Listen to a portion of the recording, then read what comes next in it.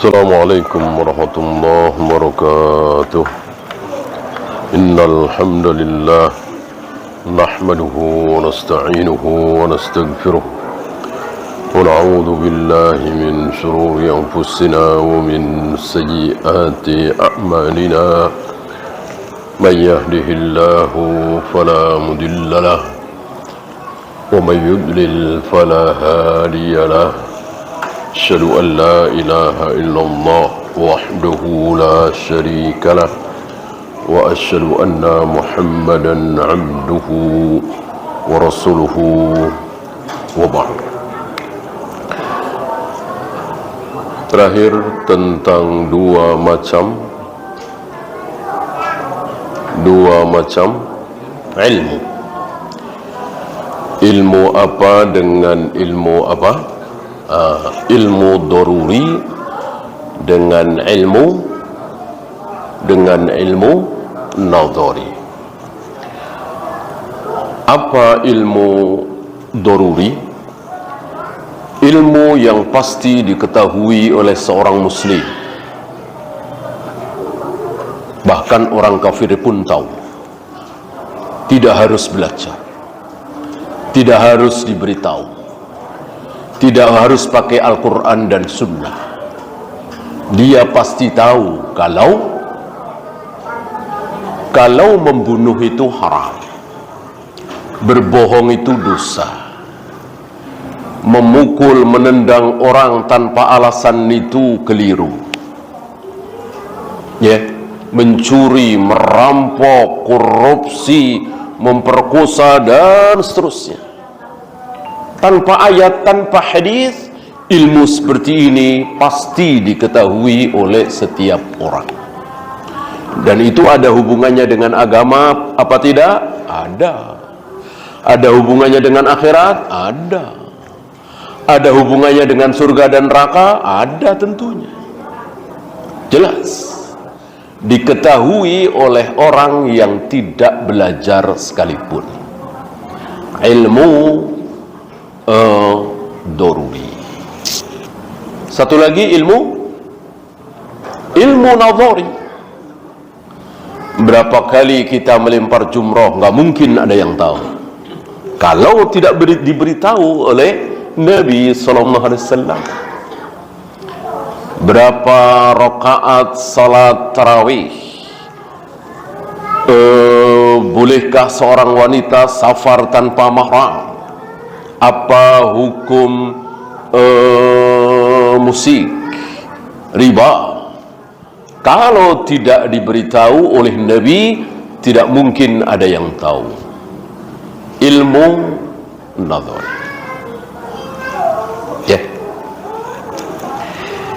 Oleh karena itu, mana yang harus diutamakan, diprioritaskan?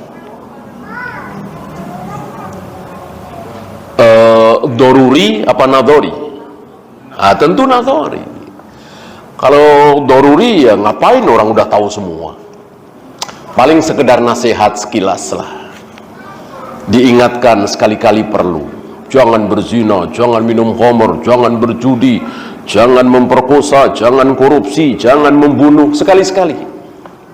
Karena memang sudah tahu kalau itu haram. Tapi jangan muludan, jangan tahlilan, jangan manakiban, jangan Isra Mi'ratan, jangan ulang tahun, jangan memperingati tahun baru segala macam. Ya nggak ada yang tahu. Kalau tidak dikasih tahu, maka kasih tahulah ini. Kalau tidak dikasih tahu, nggak akan tahu. Orang yang dibaca tasbih, tahlil, tahmid, kok dosa, aneh.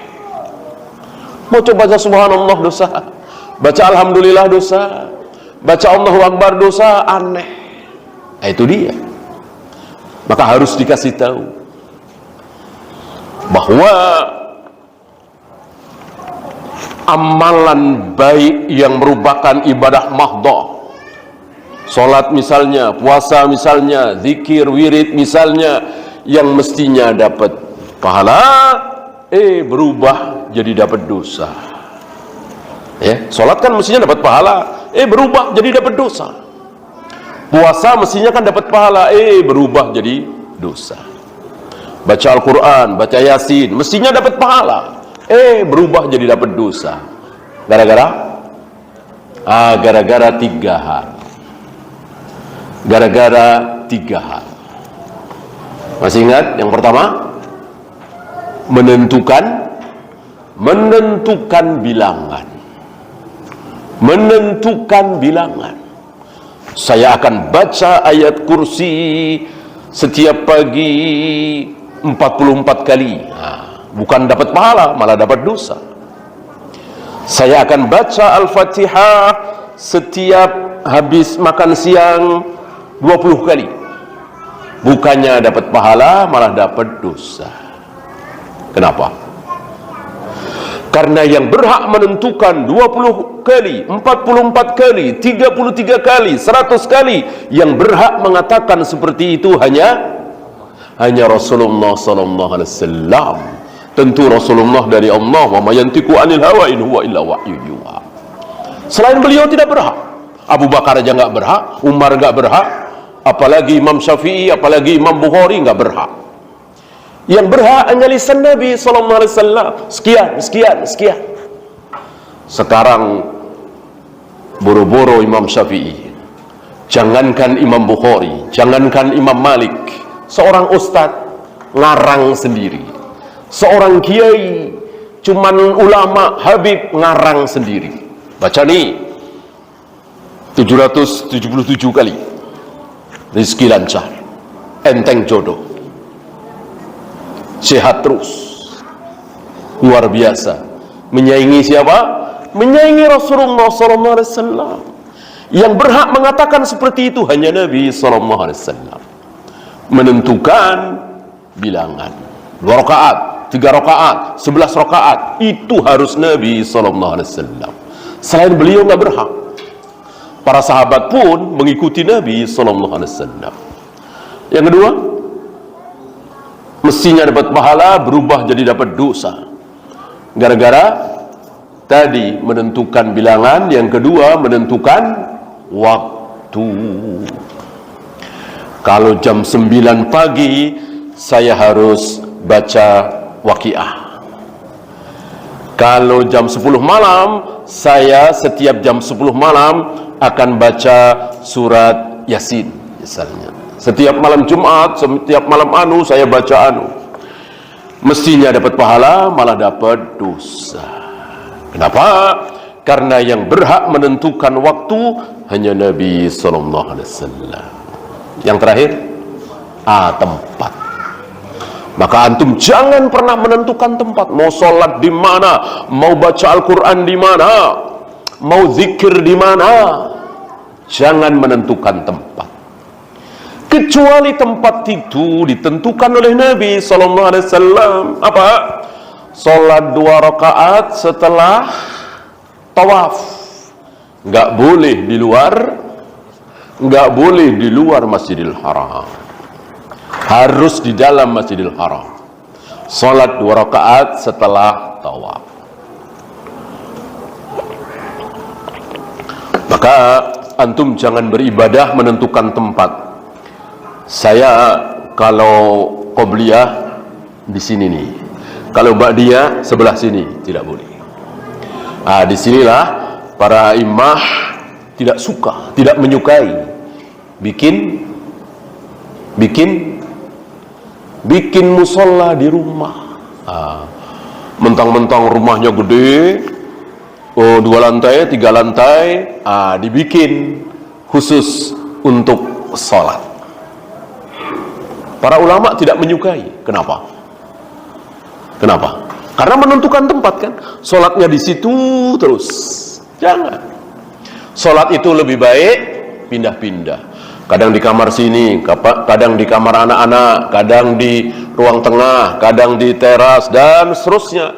Karena bumi yang kita pakai untuk sholat nanti di akhirat akan menjadi saksi. Jadi saksinya banyak. Kalau antum di rumah bikin musola khusus di situ terus, ya sudah, satu doang yang menjadi saksi. Ya, maka jangan bikin. karena berarti menentukan tempat.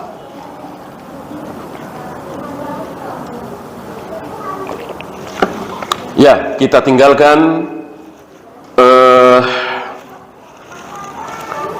dua macam ilmu. Apa tadi? Doruri dan nadhari. Kita lanjut dengan kalimat beliau, rahimakallah, semoga Allah merahmatimu. Beliau mengatakan,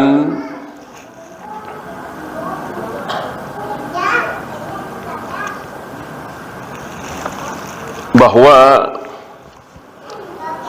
wasani'ul muallifi rahimahullah yadullu ala inayatihi wa syafaqatihi bil mukhatab. Ucapan beliau ini menunjukkan bahwa beliau sangat menghendaki kebaikan kepada mukhatab. Siapa mukhatab? Yang diajak bicara, para pembaca, yang diajak ngomong,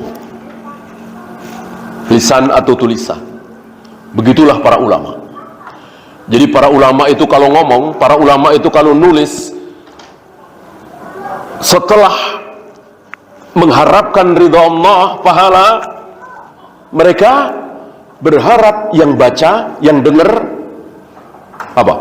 Masuk surga. Gitu. Itulah para ulama. Beda dengan yang bukan ulama. Beda yang asal ngomong.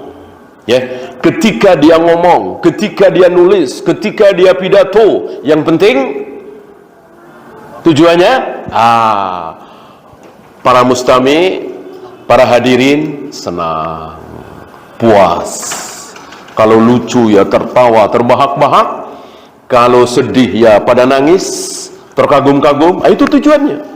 Perkara para hadirin mau masuk surga, masuk neraka, dia nggak peduli. Yang penting para hadirin senang.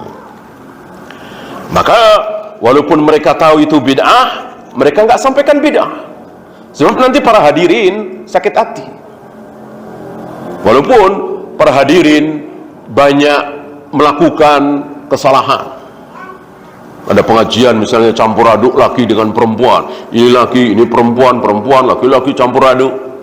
Nah, si ustadznya ini diem saja terhadap kemaksiatan ini. Bahkan ada yang nggak pakai jilbab misalnya. Ya. Dia diem saja, dia malah bahas masalah lain. Padahal neraka di depan mata. Kan begitu. Dia nggak mau menyampaikan, karena ini para hadirin nggak suka. Diatur-atur, apalagi para pejabat, orang-orang kaya, para artis misalnya. Nah, itu bukan ulama. Ulama seperti mau sakit hati, mau tersinggung, mau panas telinga, panas hati, biarin. Yang penting pada akhirnya mereka masuk surga, selamat dari neraka. Biarin nangis-nangis, tersinggung, sakit hati di dunia, biarin. Karena ngaji, belajar ilmu, mengajar, ibadah, tujuan akhirnya adalah surga. Kalau cuman tujuannya persatuan, tujuannya kekuatan kaum muslimin di dunia, nggak usah pakai dalil lah, nggak usah pakai ayat, nggak usah pakai hadis. Banyak cara untuk membuat kaum muslimin bersatu. Bikin aja punya kepentingan yang sama. Ya, nggak usah jauh-jauh lah. Jepang, Amerika, Eropa, kaya-kaya, maju-maju, sukses-sukses. Pakai dalil nggak? Pakai ayat, pakai hadis nggak? Nggak. Kalau tujuannya cuma itu, ngapain pakai dalil? Justru kita pakai dalil, pakai ayat, pakai hadis, supaya kita sampai kepada tujuan. Apa? Surga. Selamat dari neraka.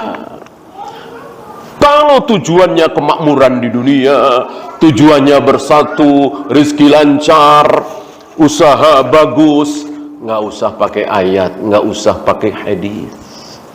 Lihat Jepang, Amerika, Eropa, Inggris, Prancis, Jerman, nggak kenal ayat, nggak kenal hadis. Mereka maju-maju, sukses-sukses. Ya, kalau cuma dunia bangkai kambing, buat apa pakai dalil? Ya. Para nabi, para rasul datang mendakwahi umatnya supaya umatnya masuk surga. Bukan supaya umatnya kaya, maju, jaya, sukses, enggak. Nggak usah pakai nabi, nggak usah pakai rasul kalau cuman sukses di dunia. Banyak sekali. Yang konglomerat, yang jutawan, yang miliarder, tanpa ayat, tanpa hadis, bisa. Bangkai kambing, cuman bangkai kambing. Ngapain pakai ayat, pakai hadis? Justru ayat dan hadis kan membatasi, biar nggak banyak-banyak mengambil bangkai kambing, cukup yang halal-halal saja. Ya, ini ada peluang bagus nih, tapi harus ada 5 miliar. Padahal kita cuma punya 3 miliar. Padahal bagus sekali, prospek sekali. Lalu tergoda pinjam bank. Bank lihat, bagus sekali ini. Langsung setuju bank. Disiapkan 3 miliar. Nggak sampai setahun, kemungkinan besar balik modal. Ini kalau nggak usah pakai ayat, nggak usah pakai hadis, ya maju. Belum sampai setahun sudah balik modal 5 miliar. Justru dengan ayat, dengan hadis, sabar, biarin, ya. Nggak jadi dapat proyek itu nggak apa-apa, orang cuman punya modal 2 miliar, kurang 3 miliar lagi, kan gitu. Justru untuk membatasi, bukan untuk merangsang kita untuk meraih dunia sebanyak-banyaknya. Terbalik. Ya. Itu dia para ulama.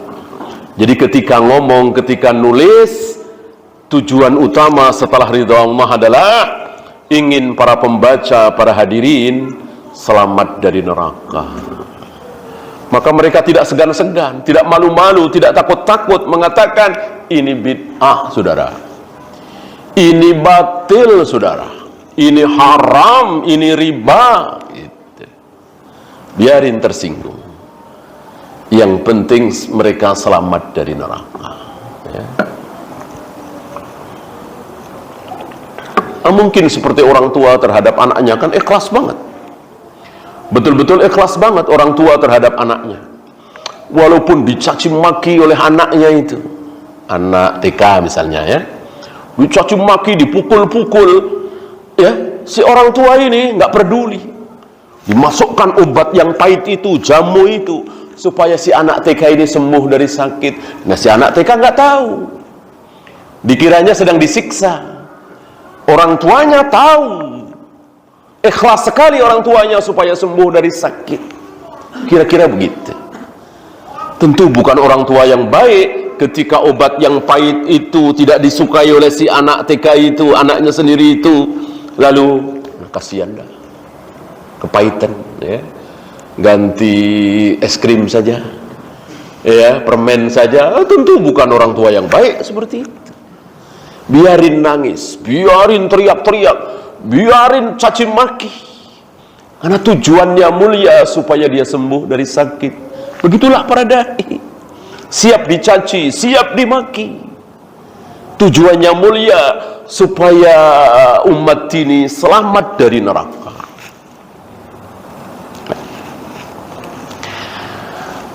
Kemudian hadhil masailul lati dzakaraha al-muallif rahimahullah tashmalud dina kullahu. Masalah-masalah yang disebut oleh muallif berarti iya penulis, bukan syarih, bukan yang mensyarahkan.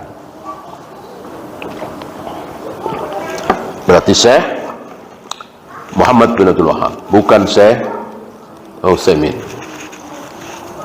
Syekh Utsaimin syarih, pensarah. Tasmaluddina kullahu, seluruh agama, seluruh permasalahan agama.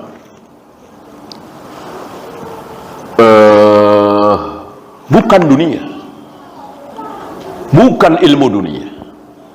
Kalau ilmu dunia tadi nggak usah dipelajari, nggak usah pakai ayat, nggak usah pakai hadis, nggak usah pakai para nabi, para rasul. Mikir sendiri-sendiri ketemu. Dan itu yang terbukti selama ini. Ilmu dunia itu berkembang. Gurunya nggak tahu, muridnya tahu, menemukan sesuatu. Terus diajarkan pada murid-muridnya, jadilah ilmu itu lebih luas. Lalu muridnya lagi menemukan sesuatu yang gurunya belum tahu, dan terus berkembang. Dari mulai mobil pertama tahun 1900-an misalnya, cc-nya harus besar, 5.000, 6.000 ya. Lalu ditemukan lagi cc yang lebih kecil, lebih irit, ya kan? Terus berkembang. Akhirnya cc-nya kecil tapi tenaganya besar. Itulah ilmu dunia. Akhirat tidak seperti itu. Ilmu agama tidak seperti itu. Adakah penemuan baru dalam ilmu agama? Adakah? Tidak ada. Kalau ada pasti bid'ah, pasti sesat. Nggak mungkin ada penemuan baru. Nggak mungkin. Kalau kata-kata baru ada, kalimat baru ada, ya. Tapi bukan penemuan baru ya, sekedar kalimat. Ya seperti lau kana khairan lasabakuna ilaih.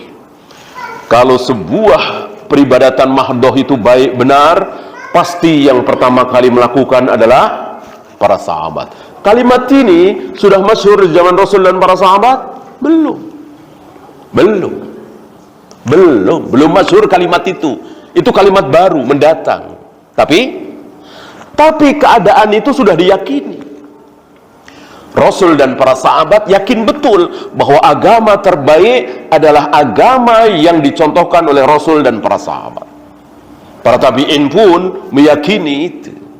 Tapi disusun dalam bentuk kalimat seperti itu baru mendatang. Apakah hal yang baru? Tidak, cuman kata-kata baru. Seluruh ibadah hukumnya haram, kecuali ada contoh dari Rasul dan para sahabat. Kalimat seperti ini kan tidak masyhur di zaman Rasul dan para sahabat. Secara praktek iya, tapi kalimat itu baru. Nggak masalah ya, untuk memudahkan kita yang awam ini, untuk memudahkan kita yang bukan ulama ya. Perintah yang jatuh setelah larangan, maka perintah itu menjadi tidak wajib. Al-amru ba'da an-nahyi lil ibahah. Apakah kalimat ini masyhur di zaman Rasul dan para sahabat? Tidak, masyhur belakangan. Tapi secara praktek iya. Oleh karena itu ketika para sahabat mendengar sabda Nabi, kuntu nahaitukum an ziyaratil qabr fazuruha. Dulu aku larang kalian berziarah kubur. Dulu aku larang kalian berziarah kubur. Tapi sekarang berziarahlah kalian. Berziarahlah kalian. Kan ada perintah ziarah dari Nabi SAW. Apakah para sahabat memaksakan diri berziarah karena diperintah oleh Nabi? Jawabnya tidak. Para sahabat faham perintah ziarah kubur tidak wajib. Kenapa? Karena perintah ziarah kubur diawali oleh larangan ziarah kubur. Perintah yang jatuh setelah larangan, maka perintah itu menjadi tidak wajib. Al-amru ba'da an-nahyi lil ibahah. Begitu seterusnya. Jadi nggak ada yang baru, nggak ada penemuan baru dalam Islam, dalam agama ini, dalam halal haram, dalam hak dan batil. Yang ada adalah kalimat-kalimat baru, kesimpulan-kesimpulan baru, kata-kata baru yang untuk memudahkan kita orang-orang awam sekali lagi. Ya.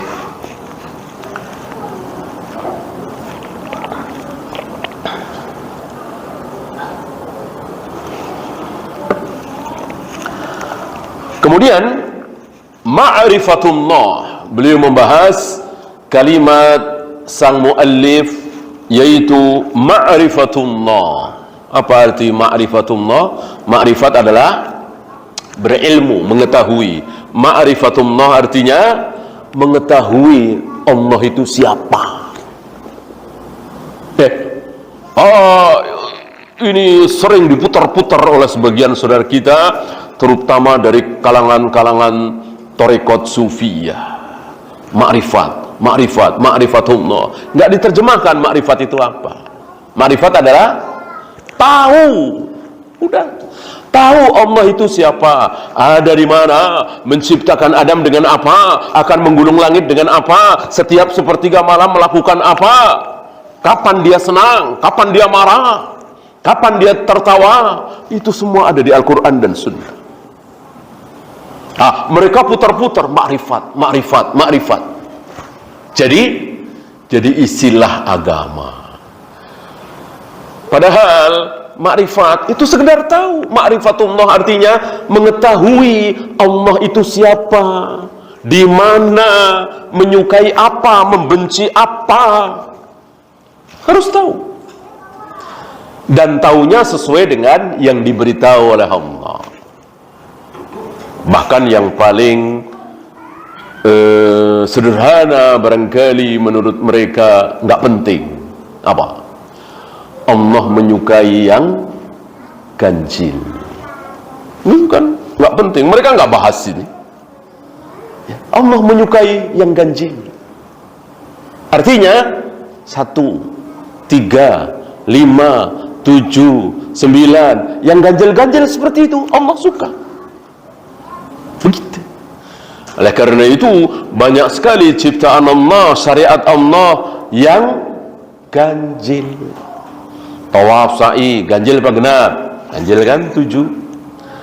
Ya kan? Salat witir, ganjil. Subhana rabbiyal a'la, ganjil kan 3 kali. Subhana rabbiyal azim, astagfirullah, ganjil 3 kali. Langit, bumi, ganjil 7 kali. Gitu. Nah, mereka nggak bahas ini. Mereka sibuk dengan makrifat, makrifat. Makrifat itu apa? Di hati. Apa itu? Nggak bisa dijelaskan apa itu makrifat. Ya dia aja nggak tahu, makanya nggak bisa jelasin. Ya kan?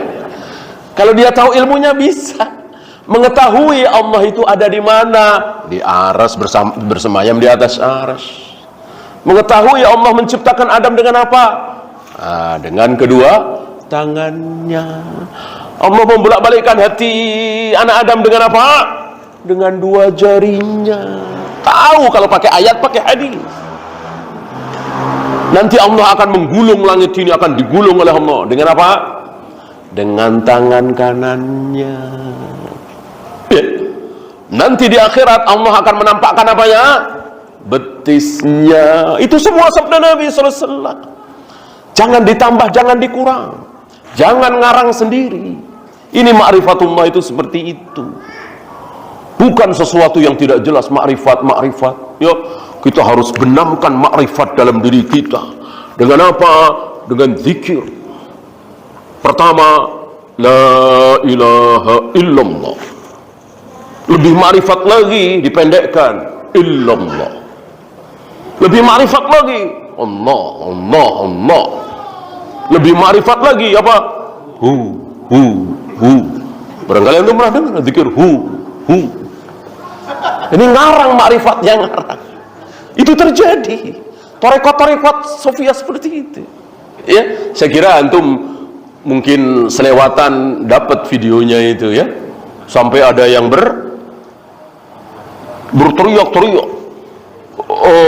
Apa itu, bergoyang-goyang badannya. Ya, kesurupan.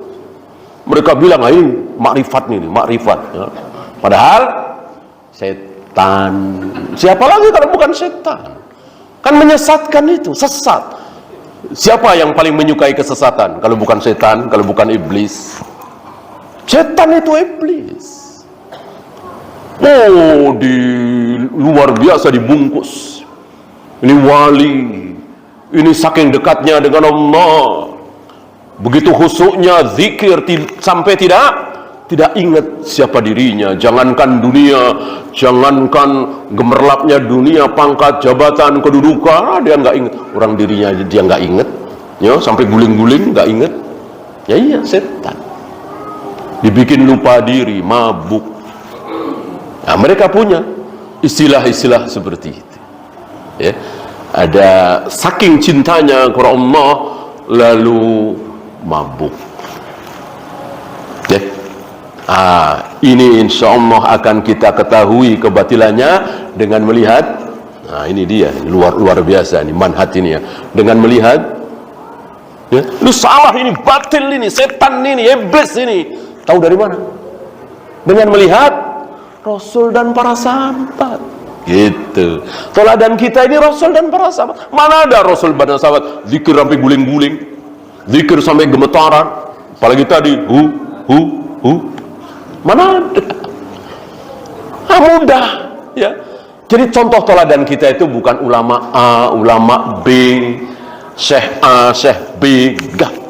Contoh teladan kita adalah Rasul dan para sahabat, selesai. Siapapun yang sesuai dengan Rasul dan para sahabat kita ambil, yang tidak sesuai jangan. Ya, kasus per kasus tentunya. Apakah kita sikoh dengan Imam Syafi'i? Jelas kita sikoh. Apa ilmu kita dibanding dengan beliau? Tapi satu ketika Imam Syafi'i mengucapkan sesuatu yang bertentangan dengan Rasul dan para sahabat tentang duduk istirahat misalnya. Kan salah satu pendapat beliau bahwa duduk istirahat ini nggak ada syariatnya. Ya, artinya Nabi duduk istirahat itu bukan syariat. Ya, sekedar istirahat saja, namanya juga duduk istirahat. Ya, tentu ini berbeda dengan yang diyakini oleh para sahabat. Para sahabat melihat Nabi duduk istirahat itu bagian dari syariat dalam sholat. Maka para sahabat mencontoh Nabi SAW setelah bangkit dari sujud kedua mau berdiri, duduk istirahat jika mau, jika tidak mau. Karena Nabi kadang duduk istirahat, kadang tidak. Apa istilahnya? Ahyanan. Tapi tetap bagian syariat. Gitu ya.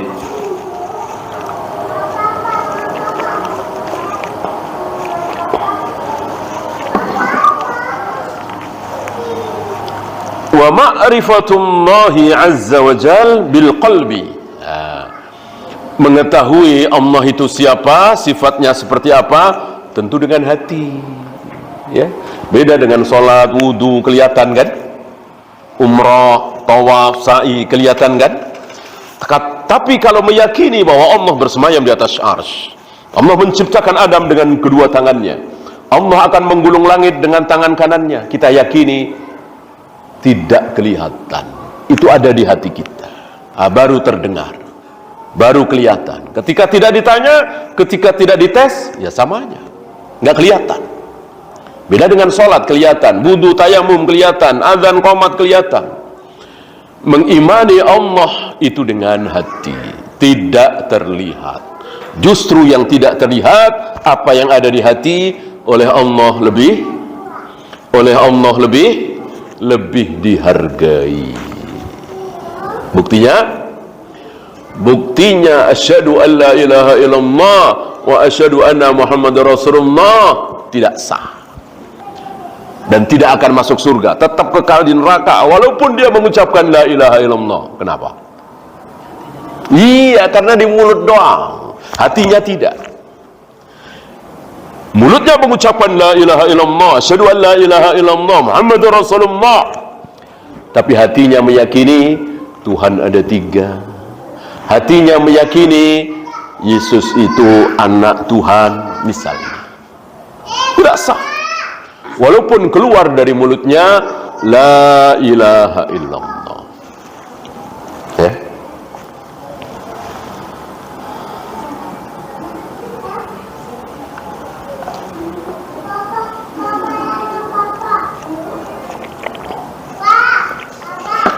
Ma'rifata tastalzimu qabula ma syara'ahu wal iz'anu wal inqiyadu lahu. Ma'rifatullah ini, mengetahui siapa Allah ini, berlanjut, tidak berhenti. Saya tahu Allah itu begini, Allah begini, Allah begini, Allah. Sudah selesai di situ? Tidak. Tapi berlanjut. Apa kelanjutannya? Salat, puasa, zakat, haji, jauh dari zina, khamr, judi, membunuh, riba, korupsi, gitu. Diawali oleh apa? Ma'rifatullah, mengetahui kalau Allah itu begini. Dan ini nomor satu. Bukan nomor 2, nomor 3, nomor 4, nomor 1. Berapa? 13 tahun. 13 tahun. Nabi SAW mengajarkan kepada para sahabat, nih Allah begini, nih Allah begini. Sementara Nabi belum mengajarkan cara sholat begini, cara puasa begini, cara zikir begini, cara tawaf, cara sa'i begini, belum ada. 13 tahun pertama fokus mengetahui Allah di mana, Allah suka apa, Allah benci apa, kapan Allah senang, kapan Allah murka, dan seterusnya. Ya, enggak ada Nabi Rasul termasuk Nabi Muhammad SAW hari pertama menjadi Nabi langsung jangan berzina, jangan minum khamar, jangan berjudi, ayo sholat, puasa. Enggak. 13 tahun. Ya. Masih ingat ucapan Aisyah? Masih ingat ucapan Aisyah tentang hal ini? Masih, insyaallah ya. Aisyah mengatakan seandainya Rasulullah pertama menjadi Nabi, menjadi Rasul, langsung mengatakan jangan berzina, jangan minum khamar, jangan berjudi, jangan makan riba, kata Aisyah nih, maka riba akan terus dimakan, zina akan terus dilakukan, judi akan terus dilakukan, khamr akan terus diminum. Kita yakin Aisyah lebih faham dari kita semua. Bandingkan dengan kita ya. Baru masuk Islam, nggak diajarkan Allah siapa, di mana, sukanya apa, benci apa. Langsung wudu begini, tayamum begini, sholat begini. Ya. Ajarkan tauhid. Mengajarkan sholat tentu tidak salah, mengajarkan wudu tentu tidak salah. Yang salah apa? Mengajarkan wudu, mengajarkan sholat, lalu tidak mengajarkan akidah tauhid, itu yang salah.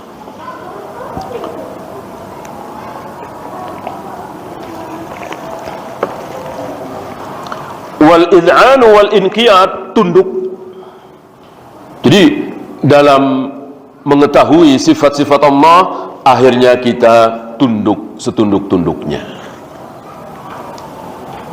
Kata Allah, kanan ke kiri, padahal maunya kita dari kiri ke kanan. Kata Allah lewat lisan Nabi, dari kanan ke kiri. Kita tunduk. Ya. Menurut kita kaki dulu, karena yang kotorkan kaki. Habis itu tangan, wajah. Kata Allah, kaki terakhir. Kita tunduk. Begitu kira-kira. Ya. Diusap bawahnya, kan yang kotor bawahnya, khuf itu. Kata Allah lewat lisan Nabi, enggak, diusap atasnya. Tunduk. Jadi betul-betul al-inqiyad, betul-betul tunduk. Ya.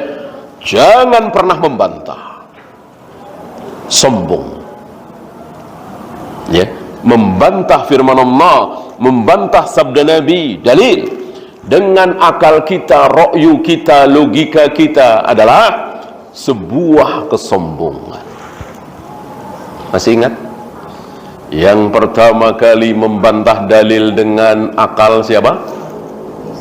Iblis. Iblis adalah makhluk pertama yang menentang firman Allah dengan akalnya. Dengan kalimat yang keluar dari iblis, khalaqtani min nar wa khalaqtahu min tin. Engkau ciptakan aku dari api ya Allah, sedangkan Adam engkau ciptakan dari tanah. Ra'yu iblis, akal iblis, ya. Maka tidak mau disuruh tunduk sujud kepada Adam. Nah, merasa lebih baik. Iblis merasa lebih baik karena diciptakan dari api. Adam yang mestinya tunduk kepada saya, kira-kira begitu.